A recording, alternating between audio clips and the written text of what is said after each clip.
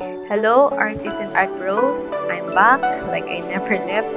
So, yun. Isang buwan din akong hindi nakapag-upload dito sa YouTube. Pero, yeah, because I was busy with adulting actually. So, eto, just some winding off by using my journaling. So, now, what I'm doing is just creating a spread for August. So, ito yung July ko, binler ko kasi, some of these are pretty important details for me. So, yeah.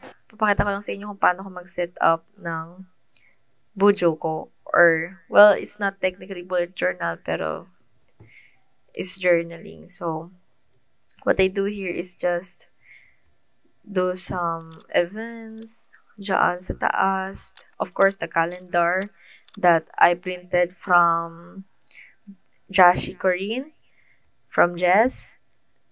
So, nakita ko lang yun sa Patreon niya and I thought, wait, that looks cool. So, piniprint ko siya. And then, I just cut it off per month. And then, this theme is actually inspired from the movie Poor Things. Because I wanted to capture that like innocence pero dark din at the same time. So, maglalagay ako dyan ng dark color maya-maya. So, etong ginagawa ko ngayon is the followers tracker naman because I wanted to see ano yung growth ko in social media.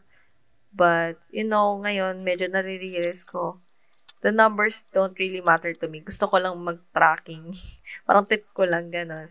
And sa gilid naman niya is challenges and improvements.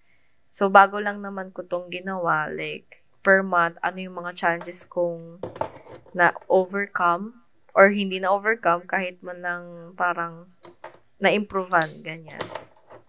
So, yun yung ilalagay ko dyan. Parang bullet points lang naman. So, hindi naman life story yung ilalagay ko dyan. And then, let's go to the washi tape selection. So, naisip ko, gawin ko na lang kalahati kasi dun sa Poor Things, yung first part is parang puro pleasure. And then, the second part is pain. So, contrasted siya ng colors, I think, ng kanyang damit. Pero, at saka ng iba pang themes and everything. Pero, eto, so ginawa ko siya dun sa washi tape is violet and yellow because they are complementary colors. And, I was just really inspired by the surrealism take on the Poor Things na movie. So far, ang spread na to is not that easy to draw or parang to think of. So, talagang pinag-isipan ko na mabuti. But also, ano din yung mga kailangan ko na ngayon. Kasi nga, of course, adulting na ako. So, ngayon, medyo nagpaplano din ako to have a work. So, di ko alam kung magiging regular pa ba ako dito sa YouTube. Dahil nga, baka this month or next month, hopefully, is magkaroon na rin ako ng trabaho. So, yeah, ngayon, inaasikaso ko din naman yung mga portfolio ko and everything. So, ayun, kailangan ko talagang asikasuhin mo ng mga to bago ako hopefully maging regular ulit dito sa YouTube. And this one is the part na ilalagay kong headlines for the month. Like, isusulat ko lang yung headline, then the date, tas yung yung news outlet na nagbalita nun, and then like the gist or parang yung first 2 sentences lang nung news. And actually, it makes me read. So, nagugustuhan ko tong part na to. So, actually, wala na akong ilalagay sa kabila and ito na talaga yung spread.